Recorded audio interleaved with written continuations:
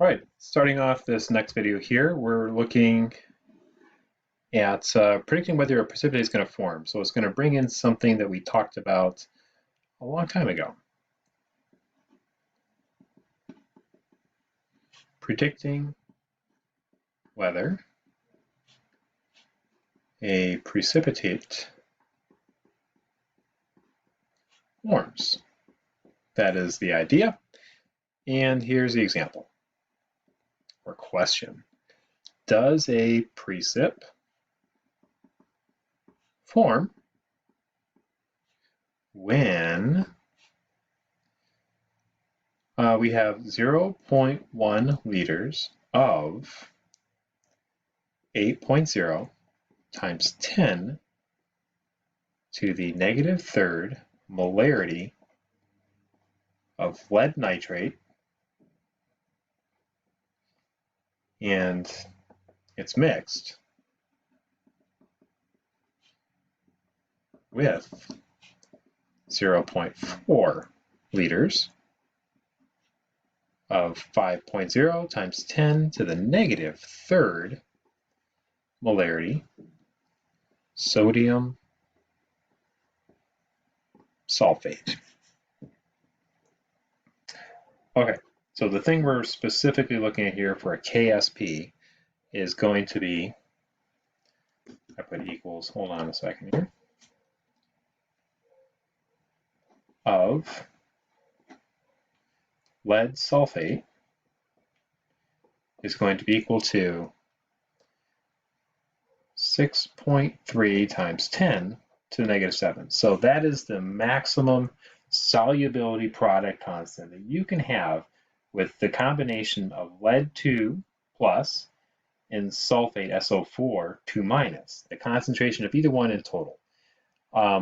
Okay, so let's deal with the stuff we have here and plug it into that equation. And it kind of follows like an MV type setup here. So we have to figure new concentrations. So this may be setting here as a little bit of like a kind of thing. Let's take a look. So when you have this volume of that concentration of lead, you're actually diluting it down because you're at the new volume is going to be the total of these two. So 100 mils plus 400 mils, 500 mils, 0.5 liters, and that is the new volume that this is within. So it changes the concentration. You're diluting it. So we're going to do that. 0.1 times 8.0 times 10 to the negative third equals to M2O5. So what is this new concentration under these new conditions? And that'll give me a new concentration of 1.6 times 10 to negative 3 molarity of lead 2 plus. And if I do the same process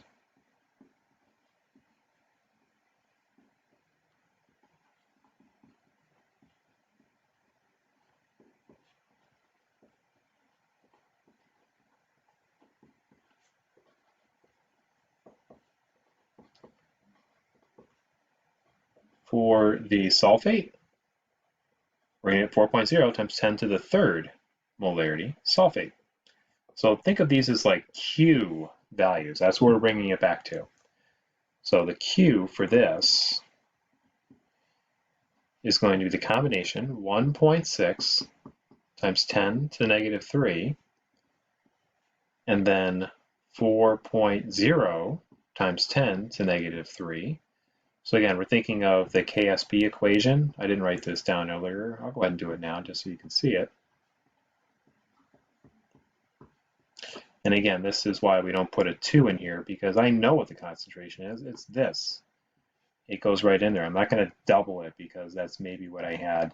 And in this case, I didn't do it anyway, so never mind. But in any case, these concentrations both go in there. When I do the math, you will find you get 6.4 times 10 to negative 6. That is the value of Q. And now I'm asking myself, okay, well, do I get a precipitate or not? Well, compare this to the KSB. Here it is. The KSB is 6.3, Is this larger or smaller? It's larger, and it can only hold that amount. Therefore, because this is larger than 6.3 times 10 to the negative 7, does it precipitate form? That's a big yup of precipitate does form. All right, let's go on to our last homework problem.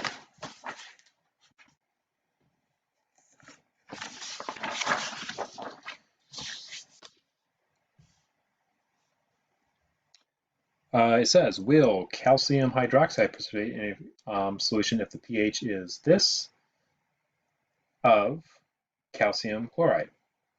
Okay. Setting this one up here, we're looking at calcium hydroxide.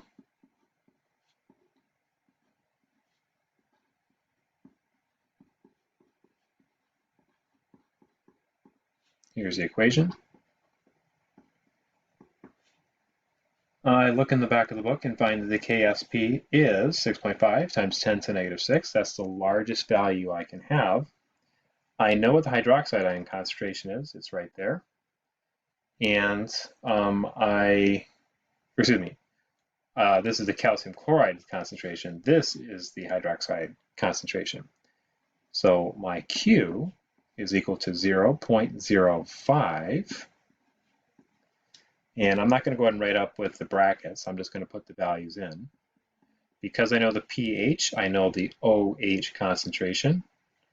So the POH is 6. So 1 times 10 to the negative 6, and it is squared. That'll give me a value of 5.0 times 10 to the negative 14. So therefore, my Q is less than my KSP.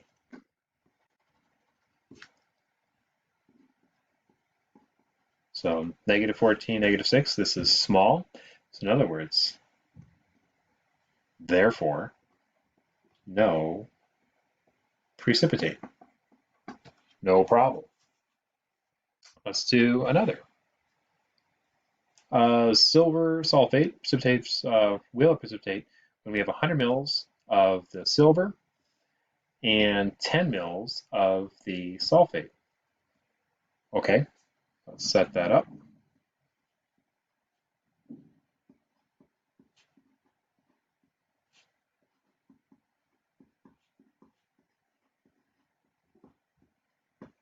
Now for this one, what I am going to do is I'm going to do just a quick little background work. I'm not going to show it, but I am going to do the MV to get the new concentration. So multiplying the 100 mils times the concentration and then dividing by the total volume of the 0.11 liters. And if I do that for the silver, 0.0045 to the second power, because, oops, silver has 2 in front, the coefficient. And then if I do the same process for the sulfate, these are actually the same values. So you'll end up with the same number. But in this case, I'm not going to put it second power because there's only a 1 here. And you'll get 9.2 times 10 to the negative, if I can read my own writing here, I believe this is a 10. So KSP again for this one, if I look it up in the back of the book, it is 1.5 times 10 to the negative 5th. So either way, regardless of what this is, I think this is the 10th.